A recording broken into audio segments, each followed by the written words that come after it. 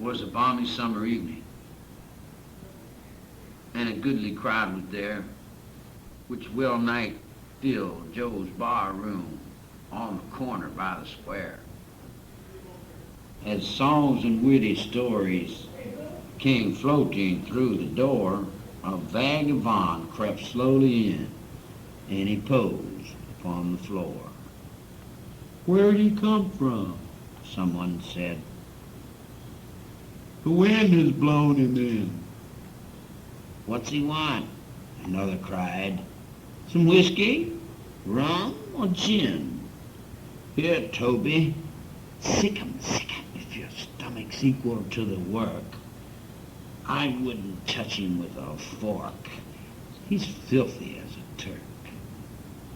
This badinage the poor wretch took with stoic of good grace.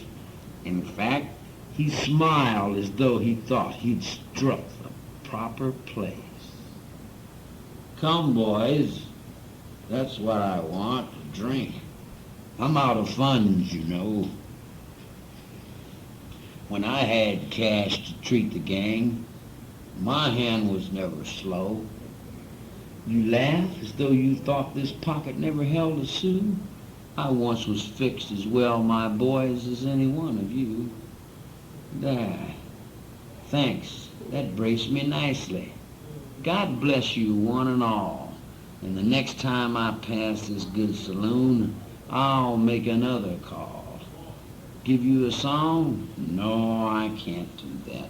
My singing days are past. My voice is gone. My throat's worn out. My lungs are going fast. Say, but if you'll give me another whiskey, I'll tell you what I'll do. I'll tell you a funny story. And a fact, I promise too. That I was ever a decent man, some of you would think.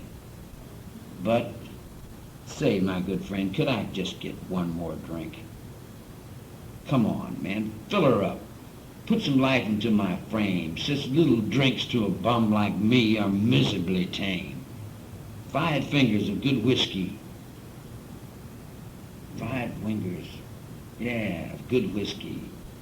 Yeah, I like that too. And my landlord, my best regards to you. You've all treated me kindly, and I want to tell you how. I come to be the dirty sot you see before you now. As I told you once, I was a man with muscle, frame, and health, and but for a blunder, I would have made considerable wealth. I made a picture, perhaps you've seen. It was called The Chase of Fame, and then it brought me $1,500 and added to my name. And then I met the woman. Here comes the funny part, with eyes that would petrify your brain and sink deep into your heart.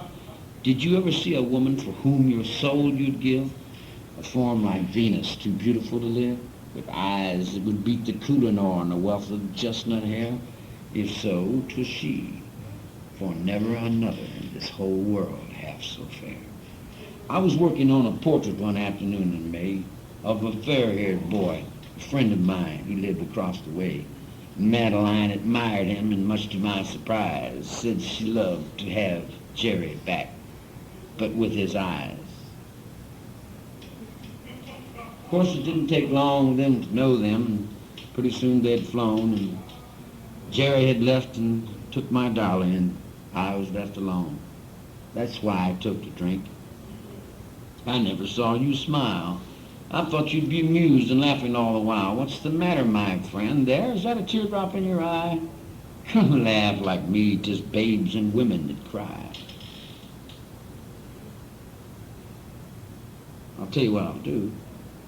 If you give me the chalk there with which you mark your baseball scores, I'll show you a picture right here upon the floor. Another drink. With chalk in hand, the vagabond began to sketch a face that well might buy the soul of any man. And then as he placed another lock upon the shapely head, with a fearful shriek he leaped and fell across the picture, dead.